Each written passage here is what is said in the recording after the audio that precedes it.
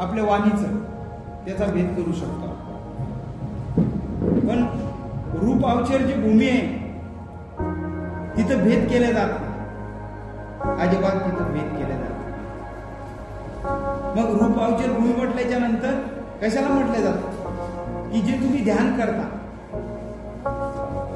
प्रथम तुम्ही ध्यान अंगाने भरलेला आहात. प्रथम ध्यान अंग आहे तुमचं, म्हणजे वितर्क खतम झालेले. अशा भावनेमध्येच तुम्ही वावरायला लागले. विचार आहे, प्रीती आहे, उपेक्षा भाव आहे, एकाग्रता आहे आणि वावरायला लागले. हे पहिलं ध्यानाच्या अंगाने तुम्ही वावरायला. अशा ध्यानांगाचा व्यक्ती त्याचं जे काही भेद करता येत नाही त्याच्या पुण्यकर्माचं, तर त्याचं एकच कर्म बनतं, ते मनाचं कर्म. मनाचंच त्याचं कर्म होतं, कायचं होत नाही, वाणीचं होत. मनाचं कुशल कर्म हे काही होत. दुसऱ्या ध्यानाला जातो तो, दुसरं ध्यानांग प्राप्त करतो. विचार खतम, प्रीती आहे, एकाग्रता आहे, उपेक्षा भाव. हे प्रथम ध्यान, दुसरं ध्यानांग केल्याच्या नंतर सुद्धा ते त्याच अनुषंगाने आहे. तिथे त्या ध्यानांगाचं जे काही पुण्यकर्माचा भेद होत नाही, फक्त मनाच्या संबंधित पुण्यकर्म राहत. तो कशाचा अभ्यास करायला लागला? तो ध्यानाच्या अनुषंगाने तो मनाचा अभ्यास करायला लागला. म्हणून त्याने काहीही जरी केलं तर शेवटी कशाच होतं, ते मनाचंच होतं. वाणीचं जरी काहीतरी वाणीच्या अनुषंगाने तो वागायला लागला, तो नीटच वागतो, कारण त्याचा तो स्वभाव झालेला असतो. म्हणून त्याचं मनाचंच होतं. तिथं भेद केले जातात. मग तिसरं जे ध्यान आहे आपण ध्यानांग की प्रीती खतम, एकाग्रता, उपेक्षा भाव आणि एकाग्रता, किंवा उपेक्षा भावही खतम झालाय, चित्ताची एकाग्रता. तर तिथे जे 5 ध्यानांग म्हटले जातात, तर जेवढे 5 ध्यानांग आहेत त्या 5ही ध्यानांगाचा भेद केला जात नाही. फक्त एकच कर्म त्याचं होतं, मनाच्या संबंधित. बाकी त्याचं दुसरं कर्म बनत. इथं केवळ ते रूपावचर भूमीत गेला म्हणून नाही, इथं त्या अवस्थेमध्ये तुम्ही आहात, काम लोकांमध्ये आहात, पण रूप लोकांची तुमची चित्ताची अवस्था आहे ध्यानाच्या अनुषंगाने. म्हणून तुम्हाला तो विशेष प्रकारचा लाभ होतो की त्याचा भेद होणार नाही. ते मनाचं तुमचं एवढं जे काही स्वच्छ आणि निर्मळ झालेलं चित्त राहतं, तर त्या चित्ताच्याच अनुषंगाने कर्म व्हायला लागतं. म्हणून हे कर्म फार महत्वाचे. मग आपण अरूपावचर भूमीमध्ये गेलो. आता रूपावचर भूमीचा इथं अनुभव घेतो आपण. तर तिथं सुद्धा भेद केले जात नाही पुण्यकर्माचा. तिथे फक्त 4 प्रकारचं जे काही पुण्यकर्म राहत. 4 प्रकारचं म्हटल्याच्या नंतर त्याने आपल्या चित्ताला आकाश विज्ञप्ती धर्म. विज्ञप्ती म्हणजे आकाशाला फैलवलं त्याने, आणि विज्ञप्ती धर्माला त्याने काय आलंबन म्हणून ग्रहण केलं. त्या आलंबनाला ग्रहण केल्यामुळं तर तिथं सुद्धा त्या कुशल कर्माचं जे काही भेद केले जात नाही, ते फक्त मनाच्या संबंधितच होतं.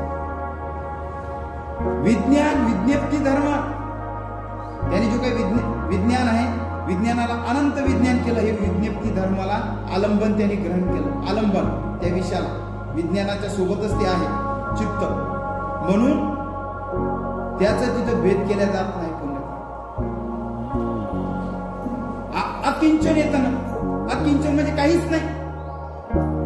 मग त्याने चित्ताला वाढवलं, काहीच नाही वाढवलं, ते सुद्धा विज्ञप्ती धर्मामुळं. आकार जे काही अकिंचन विज्ञप्ती धर्म, यामुळं त्याचं आलंबन त्यांनी ते ग्रहण केलं. त्याच्यामुळं तिथेही भेद केला जात नाही. अन्य व संय्या संय्यानं चेतना, संय्या आहेत आणि नाही याची काही स्पष्टता जाणीव नाही.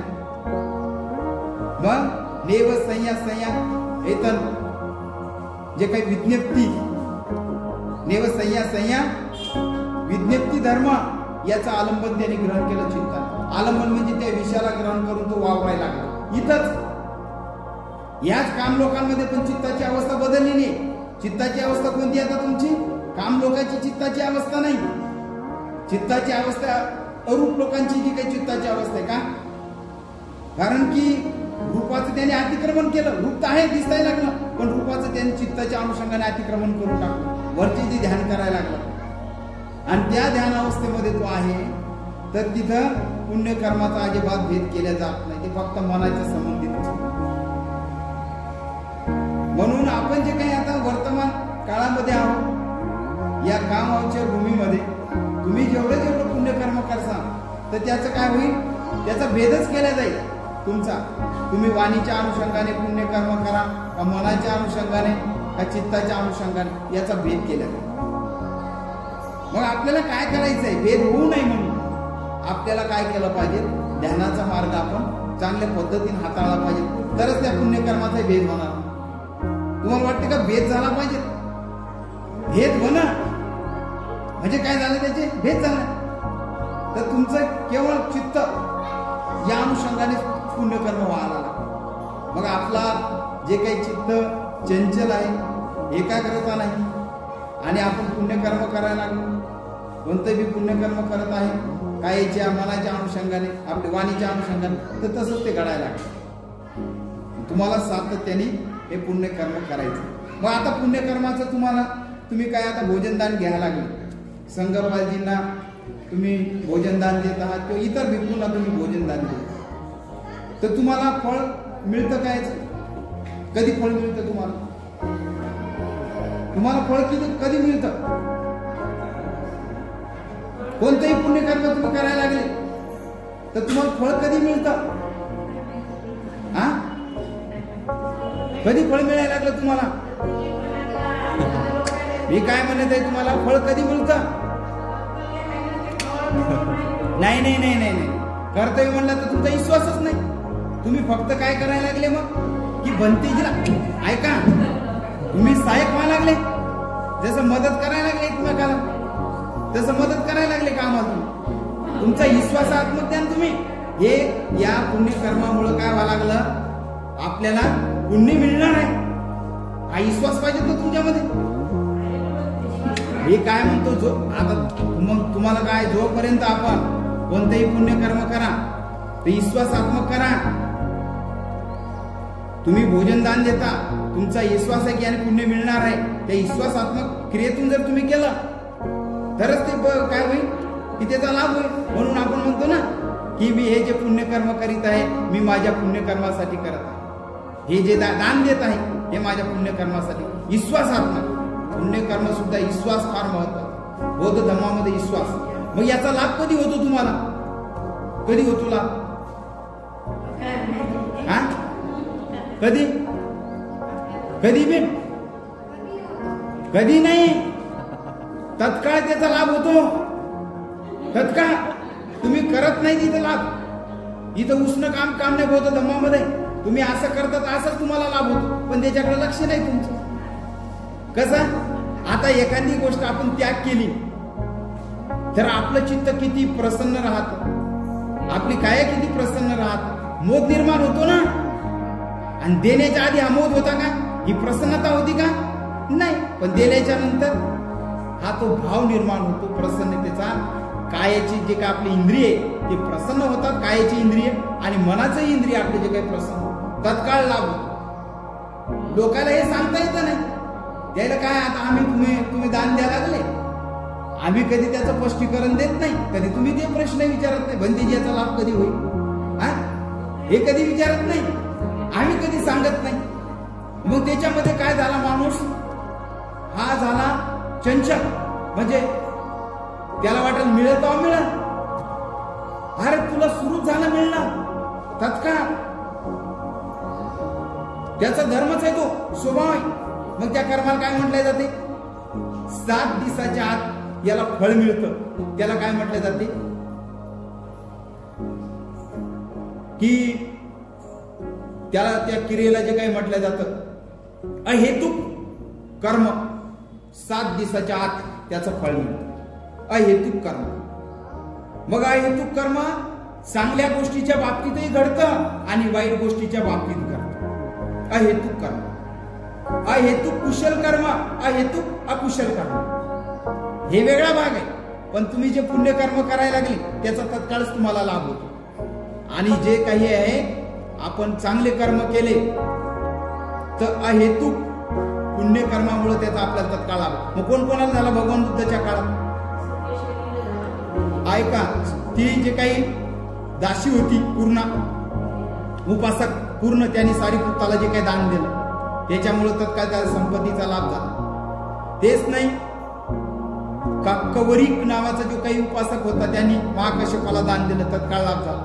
भगवान बुद्धाला जे काही दान दिलं, तिथे कश्यप बुद्ध असतील किंवा भगवान बुद्ध आहेत त्यांना दान दिलं, त्यांना तत्काळ लाभ झाले. असे कितीतरी उपासक आहेत की तत्काळ त्यांना लाभ झाला. लाभासाठी त्यांनी दिलं नाही किंवा भगवान बुद्धांनी तशा पद्धतीने किंवा भिक्खूने असं म्हटलं नाही या लाभ म्हणून, हेतू पुण्य जे काही कर्माचा त्यांना लाभ झाला. आणि त्याच्यानंतर काही काही लोकांनी वाईट कर्म केलं तर तत्काळ 7 दिवसाच्या आत त्यांना परिणाम मिळाला. त्याच्यामध्ये कोण असेल? तुमचं आपण पाहतो की बौद्ध भिक्षुनी जे काही उपलवरा नावाची भिक्षुनी होती, तिचा जो काही मामाचं पोरग, त्याला तत्काळ त्यांनी जे काही तिच्यावरती बलात्कार केल्याच्या नंतर तत्काळ तिला हे झालं. तेच नाही, सुप्रबुद्ध नावाचा जो काही हे होता त्याला तत्काळ फळ परिणाम मिळाला, भगवान बुद्धाला आड झाला. असे अनेक लोक आहेत की त्यांना तत्काळ फळ मिळालं 7 दिवसाच्या. तर त्याला काय म्हटलं जातं? अहेतुक अकुशल कर्माचा परिणाम, अहेतुक पुण्य कर्माचा परिणाम तत्काळ. पण आपण काय करायला लागलो? हेतू काय तर काय नाही, हेतू आहे याचा. कोणता हेतू आहे? की मला ह्या पुण्यकर्माचा लाभ जे काही होणारच आहे या विश्वासात्मक आपण द्यायला लागलो. हेतू आहे ना, हेतू म्हणजे कारण आहे ते, हे कारण घेऊन आपण चाललो म्हणून आपल्याला तत्काळ त्याचा काय होतो? लाभ होतो, सुरुवातच होतो. कोणती? सुखाचं, सुख मिळतं, आनंद मिळते, प्रसन्नता मिळते, हे लाभ आहेत ना मानसिक, शारीरिक नाही, पण शारीरिक लाभ आहेत आणि मानसिक लाभ आहेत. म्हणून हे लाभ तुम्हाला दिसत नाही. परंतु एखादी गोष्ट आपण त्याग केली तर मग माणसाला लय आनंद वाटतो. आणि कृपण माणूस जरी असला त्याला आनंद वाटतो. कृपण माणूस चुंबूस त्यालाही लाभ होतो. म्हणजे असा कोणताही माणूस असू दे तर तत्काळ त्याचा लाभ आहे. पण त्याला काय करावं लागतं? तुम्हाला तुमच्या चित्ताला टटळून पाहावं लागतं की खरंच माझं आधीचं चित्त कसं असं होतं का? उत्साहित होतं का? प्रसन्न होतं का? एवढं माझी इंद्रिय प्रसन्न वाटतात का मला? याला पाहिल्याच्या नंतर त्याला हे होतं. मी आता गाडीहून आल्याच्या नंतर माझ्या शरीरावरती जे काय त्या थोडं हल्ल्यासारखं कसं तरी वाटायला लागतं, ते आवाज होमल्यासारखं वाटायला लागतं. आल्या जसं आपलं शरीर कसं थरथर करायला लागतं तसं ते अनुभव होतो. गाडीवर आपण आलो, मी विचार करू कसं काय व्हायला लागलं, पण तो हवेनी यानी त्यानी तो धर्म आपल्याला काय होतो? महसूस होतो. किती 15 मिनिटं 20 मिनिटं तो आपल्याला त्याचा अनुभव होतो. अनुभव आहे ना, प्रत्येक गोष्टीचा अनुभव आहे, पण अनुभव घेता आहे ना. म्हणून आपल्याला मी तुम्हाला काय सांगितलं की पुण्यकर्म या काम अवचर भूमीमध्ये त्याचा भेद केला जातो. त्याला जाणा. आणि अरूप अवचर जी भूमी आहे तर तिथं भेद केले जात नाही. रूप अरूप अवचर भूमी असेल तिथं भेद केले जात नाही, कारण ते मनाच्या संबंधित धर्म आहे. आणि म्हणून मनाच्या संबंधित जेवढं काम असतं ते मनाचेच कर्म होतात. कारण तिथं तो जे काही काम करतो तो सर्व मन त्याचं इतकं एकाग्रता राहते की मनाच्याच अनुषंगाने त्याने कायाचं अतिक्रमण करत राहतो. म्हणजे अतिक्रमण म्हणजे काया जे काही त्याला त्याने हे चाललेलं माझे मी हा भावच निघून जातो त्याला, म्हणून त्याला विशेष प्रकारचा लाभ होतो. तर याकडे आपल्याला कटाक्षाने लक्ष द्यावं लागतं. तर भगवान बुद्धाचे काळातील लोक आणि आतापर्यंत जे प्रज्ञावान लोक आहेत ते विश्वासात्मक दान देतात. विश्वास आहे म्हणून दान देतात, म्हणून कुशल कर्म करतात, पुण्यकर्म करतात, साधना करतात. जर विश्वासच नसतात केला असतं का? नसतं केलं. म्हणून तुम्ही सुद्धा विश्वासात्मक काम करा. फळ मिळेल कधी मिळेल याचं तुम्ही नका, मला आताच फळाचा लाभ होत आहे, मला आताच मी याचा आनंद चाकत आहे. त्याचा तत्काळ तुम्ही आनंद चाकता ना, सुखाला जाणता ना, प्रीती सुखाला. म्हणून याकडे आपल्याला कटाक्षाने लक्ष द्या. भौतिक तुम्ही काय करायला लागले? भौतिक चष्म्यातून तुम्ही पाहायला लागले. भौतिक चष्म्यातून पाहिल्यामुळं की तुम्हाला भौतिकच गोष्टीचा लाभ दिसत आहे, तर भौतिक चष्मा काढून टाका. भौतिक याच्यातून पाहायला लाभ की मग तो लाभ जे काही तो दिसत नाही. भौतिक चष्मा आहे ना, मग भौतिक लाभ दिसत नाही. तर तुम्हाला चष्मा कोणता वापरावा लागेल? मनाच्या संबंधी आणि चांगल्या भावनेतून जे काय आहे ते चित्ताच्या अनुषंगाने तो तुम्हाला वापरून त्याला पाहावं लागणार. तर याकडे कटाक्षाने लक्ष द्या.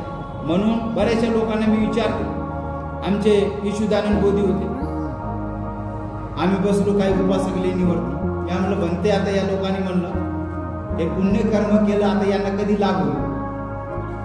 ते म्हणे आता जेव्हा वेळ येईल तेव्हा म्हणलं यांना लाभ सुरू झाला.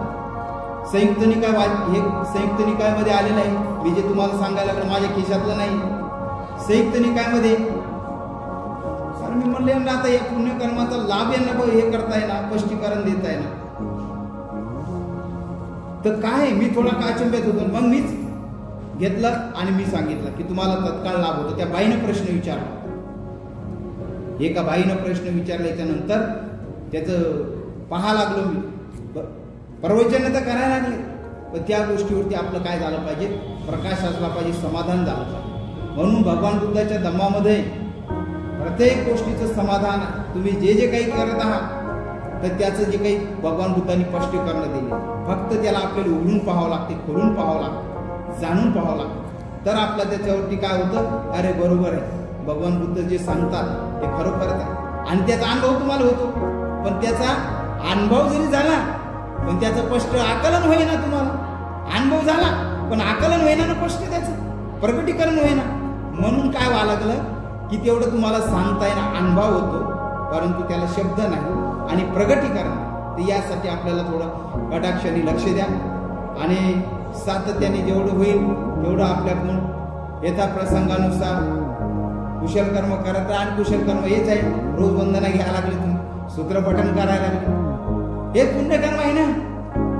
एवढ्या वेळात तुम्ही वंदना घ्यायचा, हे पुण्यकर्माचं काही दिलं म्हणजेच पुण्यकर्म झालं, हे डोक्यातून काढा. मुळात हे द्यायला लागलो आपण तर त्या भंतेजीचं काय, तो काही विचार धंदा पाणी करणार नाही, कुठं नोकरी नाही. याची भंतेजीची उपजीविका, संघाची उपजीविका तुमच्यासारख्या लोकांवर आहे. पण त्या अनुषंगाने तुम्ही ही भावना बघून या क्रिया करायच्या. पण तुम्ही असं म्हणू नका आपलं पुण्यकर्म झालं पाहिजे याची अनुषंगा नव्हती. नाही, तुम्ही वंदना घ्यायला लागले, सूत्रपठण करायला लागले, हे पुण्याचाच भाग असतो हा बी. तर त्या अनुषंगाने आपल्याला वाटचाल करावं लागणार आहे. आणि म्हणून एक एक गोष्ट सातत्याने, आता भंतेजीने तुम्हाला सांगितली उत्तमती धनमती इति बालो भेद, या गाथेवरती तुम्हाला चांगलं मार्मिक त्यांनी उपदेश केला धम्मपदाचा. तर एक एक गाथा आपल्याला आपल्या चित्ताला स्पर्श करून जाणार आहे. तर आपण चांगलं ऐका, ध्यान देऊन ऐका आणि आपण व्यवहारिकता, आध्यात्मिकता याला जाणून आपलं हित साधा, कल्याण साधा, एवढा संदेश देतो आणि थांबतो. ठीक आहे, आशीर्वाद करते. सपेयो विनाजतो सर्वरूपो विनाशतो मादेव मन्वन्तरायो सुखी दीर्घायुको भवा भवतु सर्वमङ्गलं रक्षन्तु सर्वदेवता सर्वभूतानुभावे